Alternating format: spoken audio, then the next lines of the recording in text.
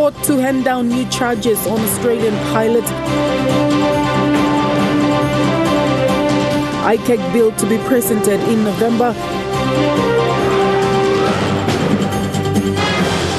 And introducing new secure solutions.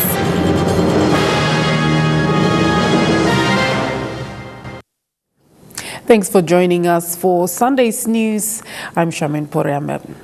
The Central Committal Court is expected to arraign Australian pilot John David Cutmore on new charges under the Civil Aviation Act this Friday. The case was listed for mention on 6 October. However, Cutmore was not brought to the Committal Court for arraignment. Meanwhile, charges against Cutmore under the Pandemic Act were dismissed by the Committal Court on grounds that these charges did not specify relevant procedures for prosecutions. The charges under the Civil Aviation Act relate to the illegal entry of the 52-year-old pilot from Melbourne, Australia. Since Cutmore's arrest under the PNG Customs Act in July for allegations of smuggling cocaine into PNG, Cutmore has been remanded at the Bomana Immigration Centre and is legally represented by the Office of the Public Solicitor. Cutmore and his accomplices, a 52-year-old yacht captain, Carlo D'Atanasio, and 3 Papua New Guinean men were charged under numerous acts for their alleged involvement in attempts to smuggle illicit drugs into the Australian market. These include smuggling charges under the PNG Customs Act, Money Laundering and Terrorist Finance Act, and the Pandemic Act. However, last Thursday, Magistrate Laura Cuvey from the Central Committal Court dismissed charges under the Pandemic Act against Cutmore. Magistrate Cuvey explained that under the Pandemic Act, the controller is supposed to make specific orders for arresting officers to execute an arrest, and that order needs to be gazetted. But in Cutmore's case, there was no gazetted order. Thus, the court dismissed charges under the Pandemic Act.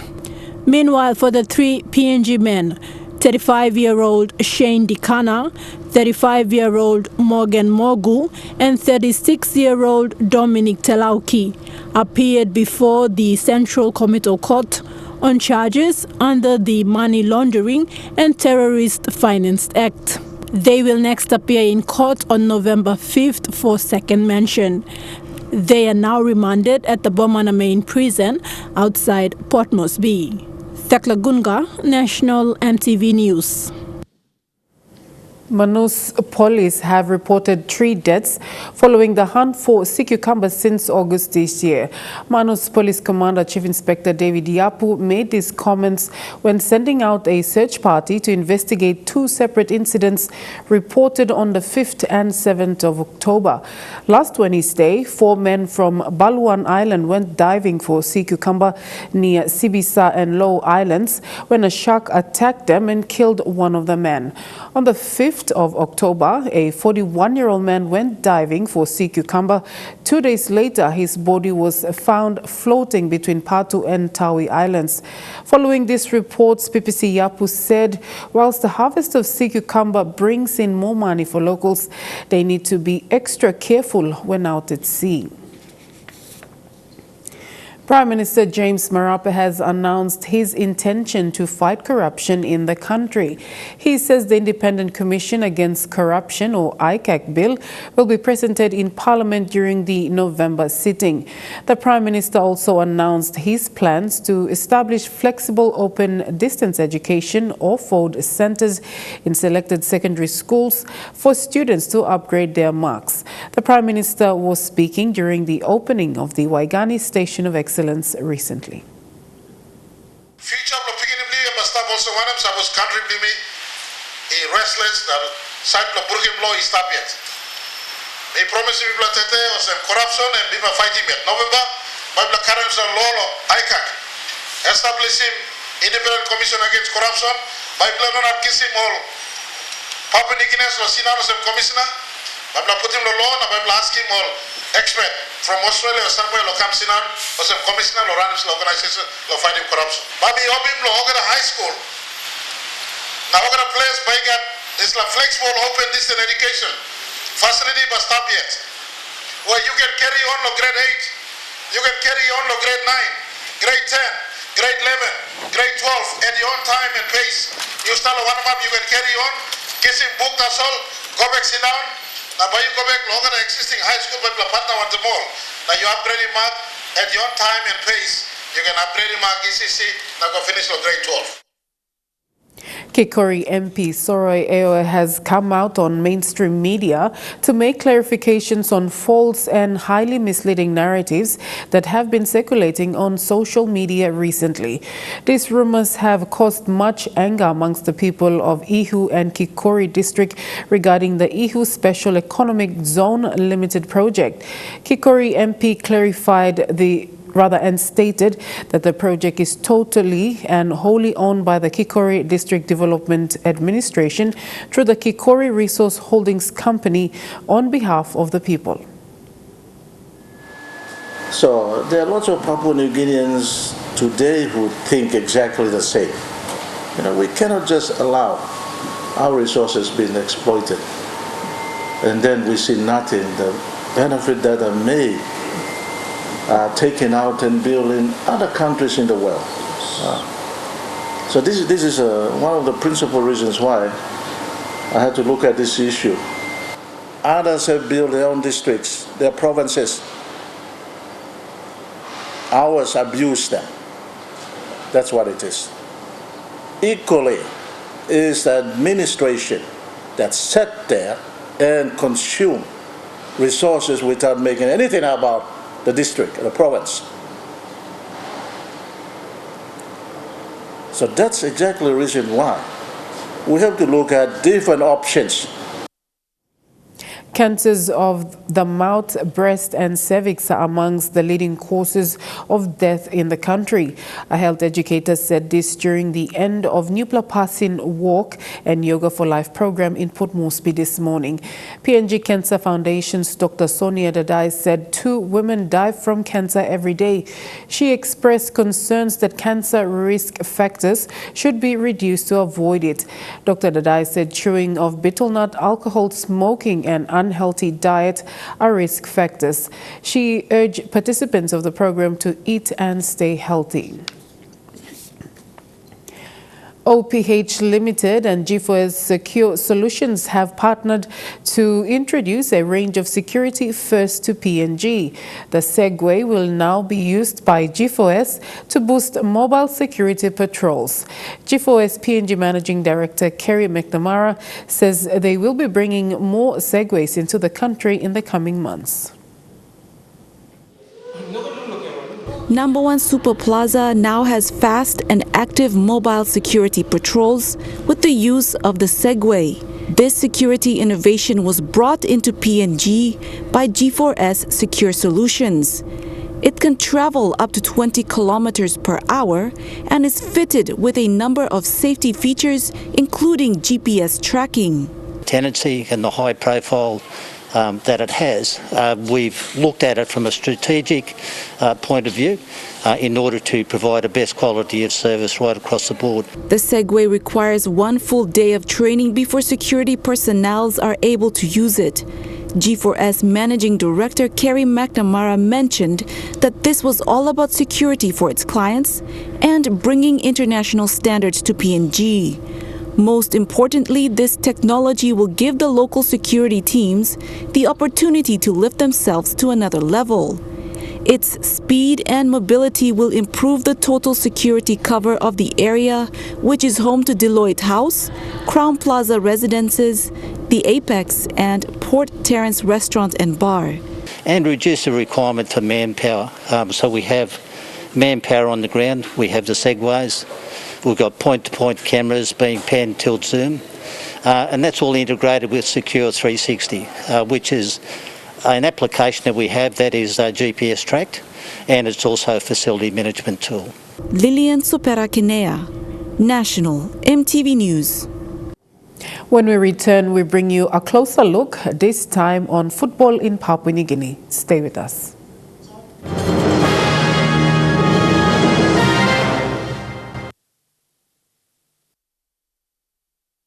Welcome back to the news. Sport in Papua New Guinea has been a uniting factor for the nation.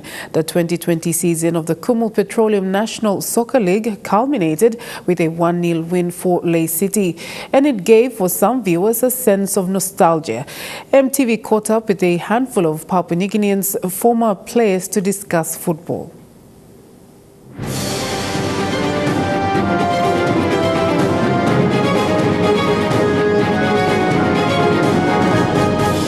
Foster. Oh, and he needed a call. No one come along because Jacob... It would bring a sense of purpose and unity. And Rosh has missed it! Chance goal! Papua New Guinea! Watching Papua New Guinea advance 4 years ago to the near pinnacle of football in the region. What a time to strike for the hosts! The holders! For so long starved, the 2016 OFC Nations Cup squad brought with them a mouth-watering bouquet of football with a feast of memories to dwell on for years to come afterwards. Exchange must be a goal. It is! What a strike! Sheer brilliance from Michael Foster and Raymond Ganimba. Papua New Guinea 2-0 up. And Tahiti, the defending champions. Sharing those memories, former PNG defender Jeffrey Emang, who watched from the stands that day. My bosses caught me away from wearing my black and white and nowhere near the work premises. I was at the Sejungai Stadium watching football. We felt the same way. We were just like waiting. As soon as we, everybody celebrated as if we had just won the actual tournament just by qualifying, because it's been a long time, for us to be in. Hosting it makes all the difference, and because we always struggle to get there, we always fall one goal short or one game short every time to qualify, and this time we went all the way to the finals. It was a Sunday afternoon meet, Emang smiling as he recounted that day in July in 2016 and reminiscing his own experiences playing for PNG. I could pick certain players to be in it, like I would pick in terms of goalkeepers. I'd put Willie Berra, David Awa amongst the goalkeepers. Abian Kera would not be happy if I didn't mention his name in his interview. I'd mention those, those even someone like Robert Poppard. He was assistant coach, and because our captain and goalkeeper Adam Wangu got injured, he stood in and as the goalkeeper and our coach, and we had a fantastic tournament in Fiji. Really top quality come out when after Kisakiu Postman returned from Germany.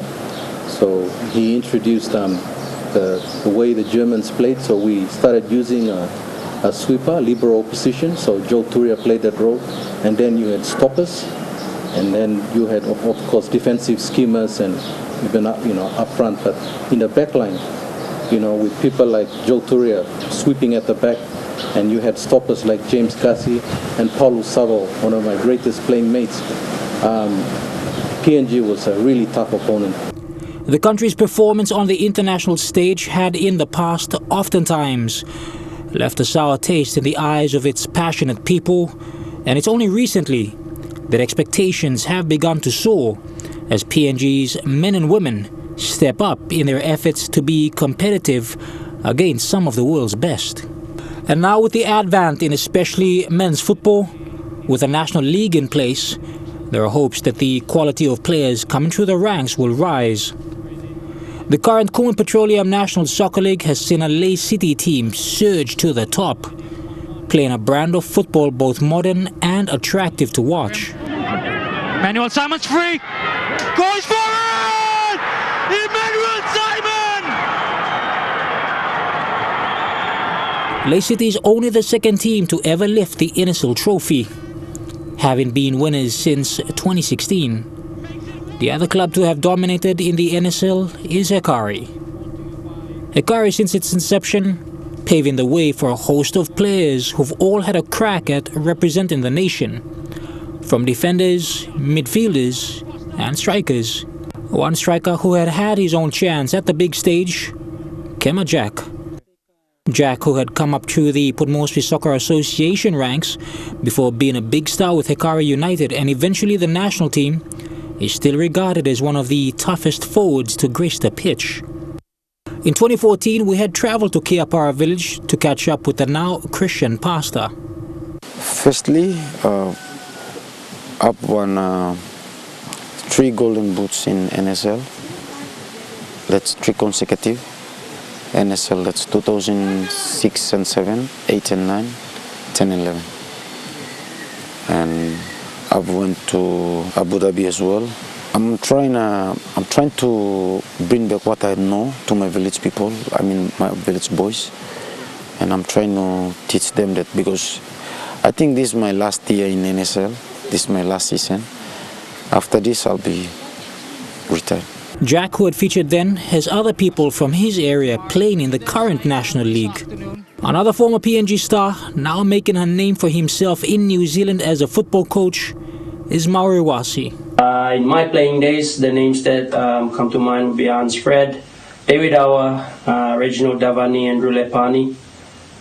Richard Daniel, who I look up to growing up and had the privilege to play with in the couples. Just before my playing days would be Jeff Emang, Batman Furigi, Joe Isa. Those were the players that immediately come to mind when I think about couples. His own experiences similar to Jeffrey Emang's. Centre-back pairing of Duri Yarawi, someone who I always admired. Unfortunately, didn't really get the chance to play alongside him for couples, but someone I always admire growing up. Hans Fred, the other centre-back, someone who I've played with, against, and alongside in couple. Someone who I always have faith in when he's at the back, that I know will give it his all. Always advises me when I grow up, and always helps younger players to be better. For Wasi, being away from home has only strengthened his resolve to provide as much assistance as he can for Papua New Guinea football. In numerous conversations I've had with him, he's always spoken about player development, or in his words, human development. I'm sure those of us who have followed the game or been in the game for a long time know that there's a lot of things we need to do and improve on in terms of the direction at which we want to go in the game. But the most immediate thing that comes to mind in terms of bringing players through or producing players of good caliber that can help us compete at the international stage would be coach education. All 3 former players, along with many others, have all spoken about their hopes for football in one way or another. For me, one of the things I see which is missing, and it's not the players' fault, it could be across the board in management and even right to the top to administration, that it's the mental aspect of the game, from preparation to just how you carry yourself. It's just totally, well, not totally, but it's something that I feel is missing, or I see is missing in the game. Because you were young players then, you didn't have all the opportunities. You weren't paid anything at all, but you turned up and you did your level best every time. Like, I realized that discipline is one of the key to success. For me, if we can educate, train good coaches to be able to coach at various age level, then they'll understand that it's not only about just putting cones out there and taking trainings and games. It's also about understanding talent, recruiting talent, spending hours, the processes that you need to do to go through to develop a player. Also managing players, the amount of mistakes we can make as coaches, so that we find the right balance, all these processes. While this diatribe has a football theme, what should be noted is that football, and sport in general, is merely a representation of a society and what it aspires to. Politics, business, SMEs, education, health and tourism, football, all have leaders and players, policymakers and officials. who have time and again spoken of each of these facets, ambitions, goals, and how it is hoped to be able to achieve that one day. Dave Tomara against Junior Sigget! Sigget! Sigget scores! By now we already know who has won the 2019-2020 Kumul Petroleum National Soccer League. And there is that glimmer of hope that in a decade or so from now, maybe even 20 years on, that this current crop will reach the same echelons as their predecessors, so that we too may consider now a new golden age.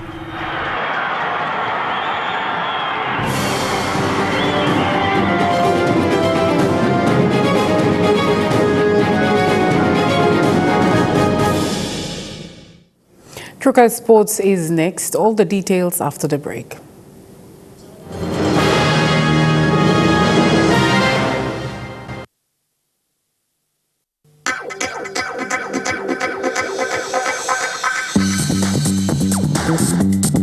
Trukai Sports.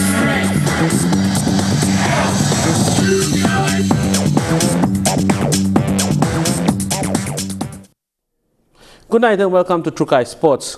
Lay City FC have regained their premiership in the Kumul Petroleum National Soccer League.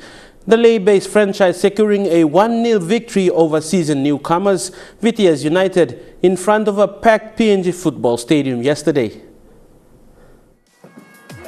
The Premiership Cup was bought in by PNG national women's footballer and current Miss PNG Lucy Maino, the coveted prize for the 2019-2020 season of the Kumul Petroleum National Soccer League. Soon the stands began to fill up with fans of Lay City FC and Vitias United, patches of yellow in the stands, banners and flags of Morobe province fluttering in the night's breeze, affirming the all Morobe affair at stake. As the players met the executives and VIPs of PNGFA, it was shaping up to be an epic grand final, with both teams eager for the top prize. Lay City started moving forward into the Vitias goal area in the opening minutes. With Captain Emmanuel Simon in midfield, opportunities were on offer for Abdias Aguirre and Obet Bika up front. But Vitias are no easy team to get past, with a stiff backline that has been consistent all season long, with the likes of Matias Oyabua and Max Sefale keeping the pressure on the Lay City strikers. But Vitias' counter was also met with a solid Lay City backline, the Komolong brothers Emmanuel Irem and Philip Stephen doing their best for the defending premiers.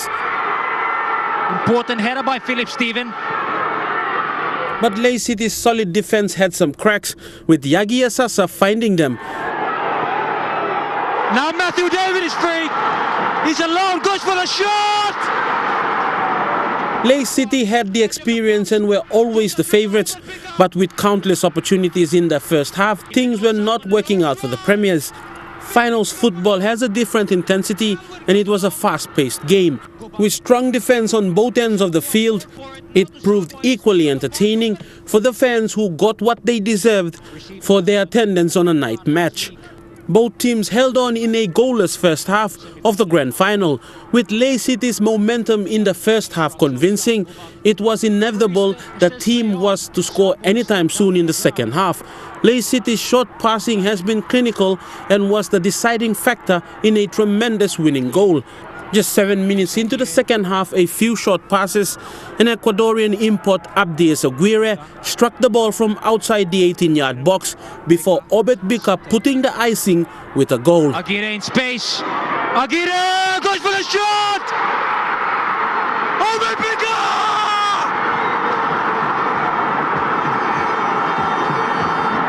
Connected with that beautifully. Russell Chris kept it out the first time, but the follow-up. It was a good initial save for Lay City held on to the lead for a 1-0 victory. Abdias Aguirre. Well, we lost to BTS in the first round, and second round we drew. We can lose the third time, and that was the message that I drive it into my boys. The team also dedicating the win to their faithful fans and their sponsor Lay Biscuit Company and the family of Ian Chow. Yes, I think me like to thank you long all university student and my supporters all in yellow big plus thank you long sponsor Blomi, Lay Biscuit with Ian Cho and family. For VTS, it was a convincing run for a new team, and Captain Eliud Fugre was happy with the support throughout the season. Thank you, Lord. Support of Lumibla. Lokam support. Ibla making through, Lord. First time, Lord, boys, to me too. Thank you, Lord. All coaching staff, management, Lord. Team Lumibla. That's Lord. Papua New Guinea, Bla. Stop excited, Lumibla.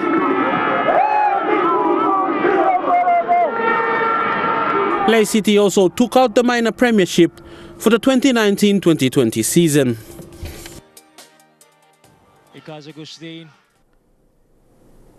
And Trukai Sports continues after the break. Stay tuned. Trukai Sports. And welcome back to Trukai Sports. It is the first time an event like this was hosted in Lay. The inaugural Rosso Cup Mountain Bike Challenge yesterday and today brought a participation of over 600 riders, and more than 2,000 residents came to watch the event. Lay MP John Rosso said the event is all about promoting community spirit, and the turnout has been great.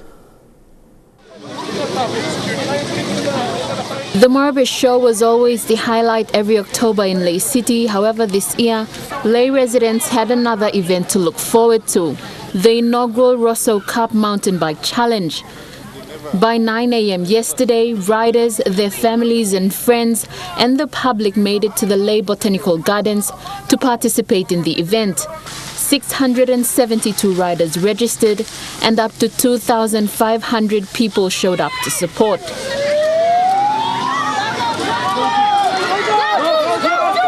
The races started off with the boys and girls categories under 17, through to the senior men's and women's, and the corporate challenge. Even the special community had their wheelchair challenge. It was the first time for an event like this to be hosted, and the joy on people's faces evident. My family want them to stop na enjoy this day na witnesses la event them come on. Mi bla mama papa mi bla mama si ko ina na mel size so little big nini all baby mi bla kari mi bla kami mi bla kat big bla mamas. No, first time I'm come so interesting and block attack come stop go come finish no one time but finish and block last. For some of the senior riders, the track became a bit tougher with the downpour in the afternoon. By the end of the race, each rider clearly exhausted. Guys, ang good plus red blood. Sa something come on.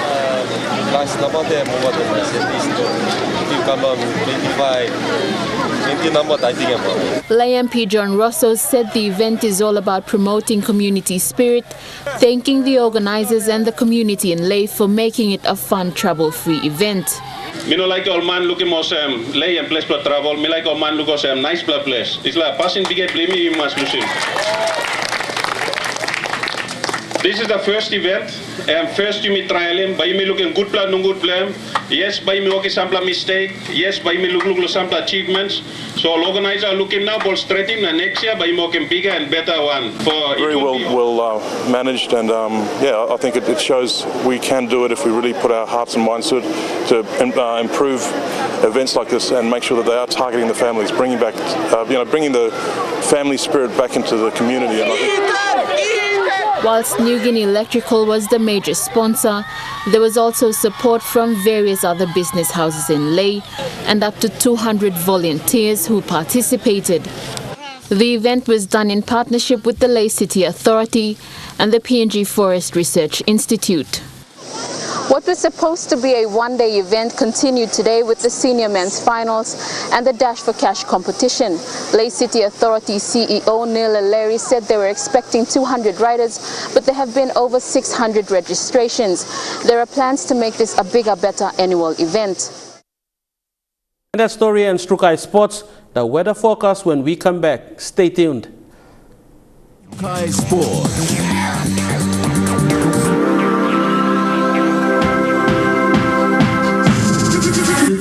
Trukai Sports.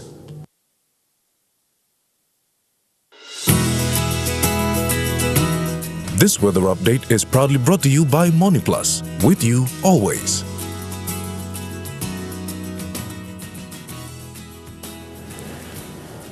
Weather forecast for today and this afternoon. In the southern region, Port Moresby, chance of brief evening thundery showers, then fine tonight and tomorrow. Daru, mostly fine tonight and tomorrow. Alotau, cloudy with occasional rain showers, then mostly fine tomorrow. Popondetta, chance of evening showers, then fine tomorrow. And Kerama, chance of evening rain, then mostly fine tomorrow. In the Momasa region, Lake cloudy with occasional evening rain showers, then fine tomorrow. In Medang, mostly fine tonight and tomorrow. Wewak also mostly fine. And Vanimo, occasional rain showers tonight, then fine tomorrow. In the New Guinea Islands, all centers mostly fine tonight and tomorrow. And in the Highlands region, Mount Hagen, cloudy with chance of evening showers, then fine, then morning fog, clearing for a fine day tomorrow. Goroka and Kundiawa, chance of brief evening showers, then morning fog, clearing into a fine day. Mendi and Wabeg, occasional rain showers tonight, then morning fog, clearing into a fine day.